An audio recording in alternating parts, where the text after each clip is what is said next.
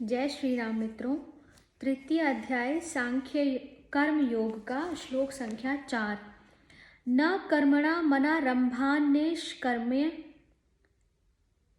पुरुषोऽश्नुते न च सन्न्यसनादेव सिद्धिं समधिगच्छति। न कर्मणाम् अनारंभात् नैष्कर्म्यं पुरुषः अश्नुते न च सन्न्यसनात् एव सिद्धिं समधिगच्छति।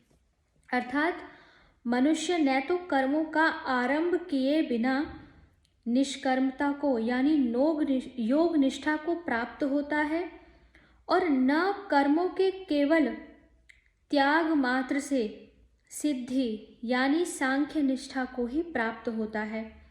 यहाँ नैष्कर्म्यम पद किसका वाचक है और मनुष्य कर्मों का आरंभ किए बिना निष्कर्मता को प्राप्त नहीं होता, इस कथन का क्या भाव है? उत्तर है, कर्म योग की जो परिपक्व स्थिति है जिसका वर्णन पूर्व श्लोक की व्याख्या में योग निष्ठा के नाम से किया गया है, उसी का वाचक यहाँ नैष्कर्म्यम पद है। इस स्थिति को प्राप्त पुरुष समस्त कर्म करते हुए भी उनसे सर्वथा मुक्त हो जाता है, उसके कर्म बंधन के हेतु नहीं होते। इस कारण उस स्थिति को नैष्कर्म्य अर्थात निष्कर्मता कहते हैं।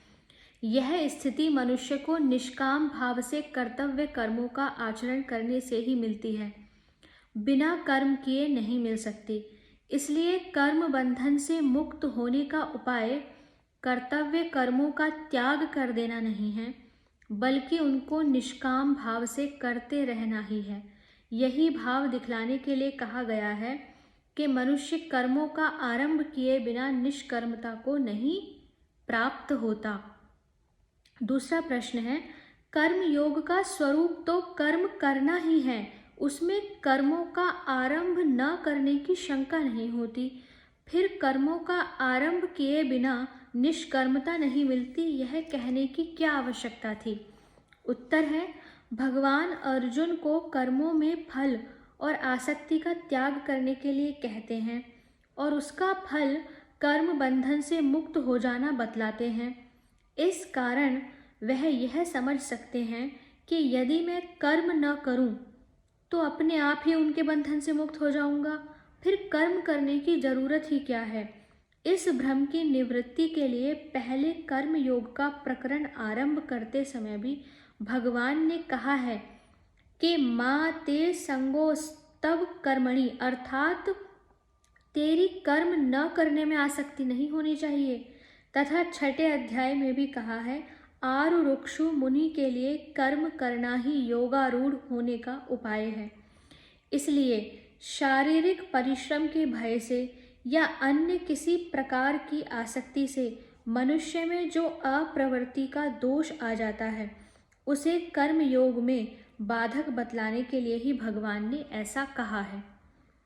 प्रश्न है, यहाँ सिद्धिम पद किसका वाचक है और कर्मों के केवल त्याग मात्र से सिद्धि की प्राप्ति नहीं होती, इस कथन का क्या भाव है? उत्तर है, जो ज्ञान योग की सिद्धि यानी परिपक्व स्थिति है जिसका वर्णन पूर्व श्लोक की व्याख्या में ज्ञान निष्ठा के नाम से किया गया है तथा जिसका फल तत्व ज्ञान की प्राप्ति है, उसका वाचक यहाँ सिद्धिम पद है। इस स्थिति पर पहुंचकर साधक ब्रह्म भाव को प्राप्त हो जाता है। उसकी दृष्टि में आत्मा और परमात्मा का किंचन मात्र भी भेद नहीं रहता, वह स्वयं ब्रह्म रूप हो जाता है। इसलिए इस स्थिति को सिद्धि कहते हैं। यह ज्ञान योग रूप सिद्धि अपने वर्णाश्रम के अनुसार करने योग्य कर्मों में कर्तापन का अभिमान त्याग कर तथा समस्त भोगों में ममता, आसक्ति और कामना से रहित होकर निरंतर अभिन्न भाव से परमात्मा के स्वरूप का चिंतन करने से ही सिद्ध होती है। कर्मों का स्वरूप से त्याग कर देने मात्र से नहीं मिलती, क्योंकि अहमता, ममता और आसक्ति का नाश हुए बिना मनुष्य की अभिन्न भाव से परमात्मा में स्थिर स्थिति नहीं हो सकती, बल्कि मन, बुद्धि और शरीर द्वारा होने वाली किसी भी क्रिया का अपने को कर्ता न समझकर उनका दृष्टा साक्षी रहने से उपयुक्त स्थिति प्राप्त हो जाती है। इसलिए सांख्य योगी को भी वर्णाश्रमोचित कर्मों का स्वरूप से त्याग करने की चेष्टा न करके उनमें कर्तापन, ममता, आसक्ति और कामना से रहित हो जाना चाहिए।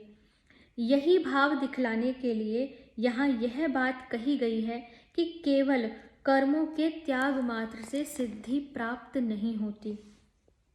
दूसरा प्रश्न है, अनारंभात और सन्न्यसनात् इन दोनों पदों का एक ही अभिप्राय है या भिन्न भिन्न? यदि भिन्न भिन्न है तो दोनों में क्या भेद है?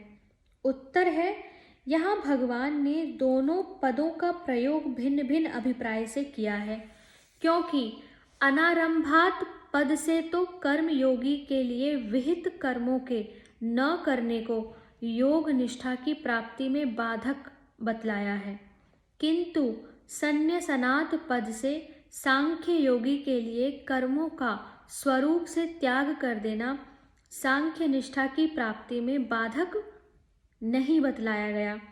केवल यही बात कही गई है कि उसी से उसे सिद्धि नहीं मिलती। सिद्धि की प्राप्ति के लिए उसे कर्तापन का त्याग करके सच्चिदानंद घन ब्रह्म में अभेद भाव से स्थित होना आवश्यक है। अतएव उसके लिए कर्मों का स्वरूपतः त्याग करना मुख्य बात नहीं है, भीतरी त्याग ही प्रधान है, और कर्म योगी के लिए स्वरूप से कर्मों का त्याग न करना विधेय है।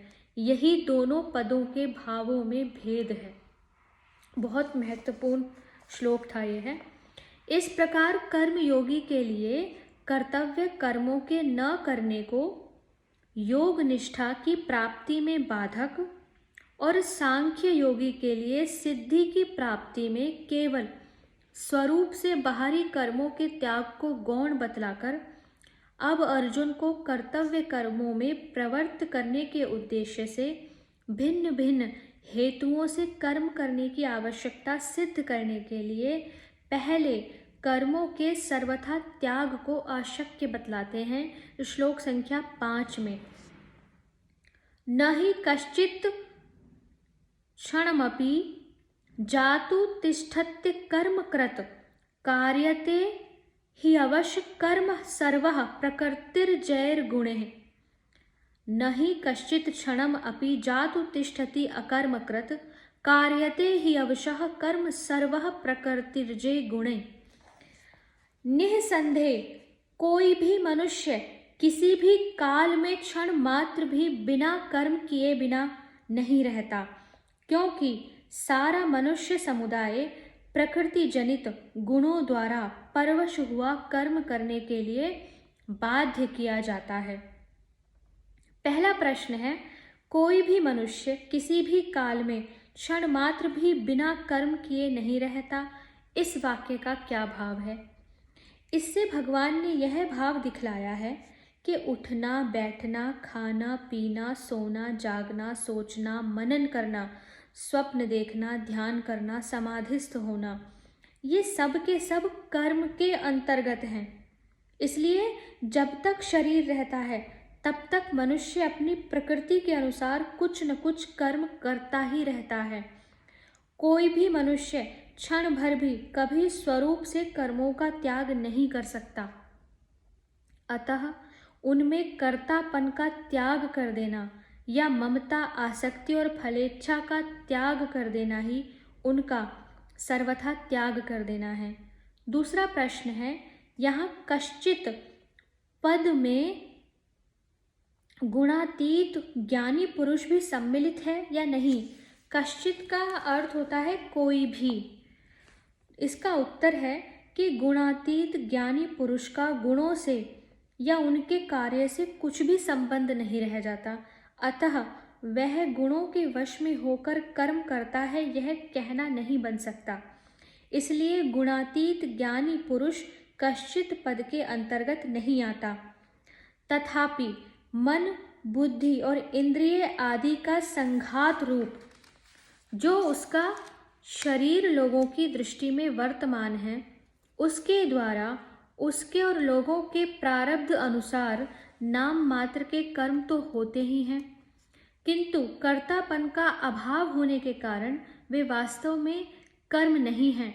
हाँ, उसके मन, बुद्धि, इंद्रिय आदि के संघात को कश्चित के अंतर्गत मान लेने में कोई आपत्ति नहीं है, क्योंकि वह गुणों का कार्य होने से गुणों से अतीत नहीं है, बल्कि उस शरीर से सर्वथा अतीत हो जाना ही ज्ञानी का गुणातीत हो जाना है।